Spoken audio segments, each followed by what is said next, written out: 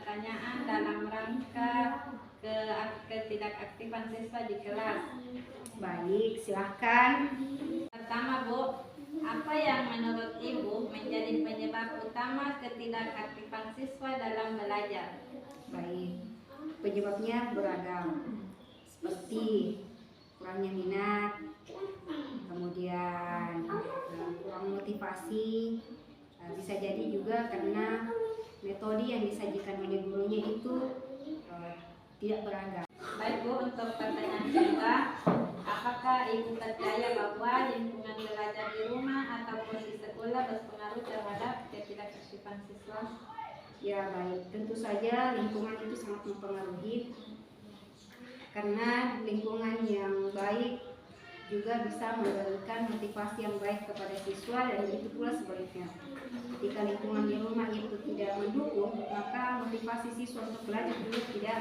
Pertanyaan ketiga, Bu, apakah ada perasaan tertentu yang sering muncul saat siswa merasa tidak aktif dalam belajar? Ya, ada beberapa perasaan yang dialami oleh siswa itu sendiri, seperti frustasi, tidak percaya diri, ataupun bahkan kebingungan karena tidak memahami pelajaran yang dipelajari saat itu.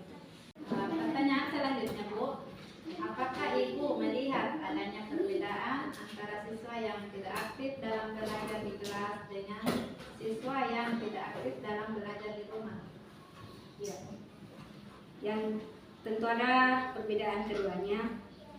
Siswa yang biasanya tidak aktif belajar di kelas itu adalah siswa yang memang ada masalah pada unsur intrinsiknya, seperti kurangnya minat.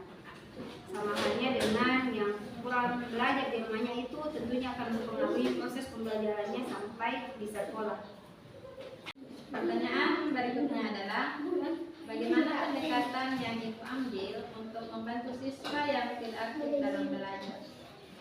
Ya, di awal tadi ditanyakan ada beberapa faktor. Ketika kita menjadi guru yang mengamati siswa dengan masalahnya masing-masing, kita tentunya memiliki pendekatan yang berbeda sesuai dengan masalah siswa itu sendiri. Sebagai guru yang baik untuk siswanya adalah guru yang menjadi teman yang baik, yang bisa memanajemen siswa dalam proses pembelajaran, didekati dengan baik dan diberikan perlakuan sesuai dengan keinginan siswa itu sendiri. Tentunya dengan memahami kemampuan manajemen kita sebagai pendidik. Begitu.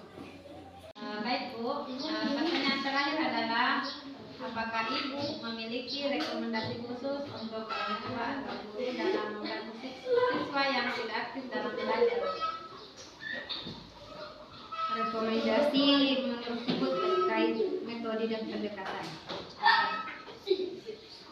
Tentunya memberikan pembelajaran yang menyenangkan bagi siswa, di mana lingkungan apapun itu, yang terbaik adalah bagaimana membentuk kondisi yang nyaman dan membuat siswa itu termotivasi untuk belajar. Itu kunci dasar dulu bagaimana siswa bisa aktif dalam proses pembelajaran. Terima kasih banyak, Bu, atas jawaban yang sudah diberikan. Semoga masalah ketidakaktifan siswa kita bisa carikan solusi untuk ke depan.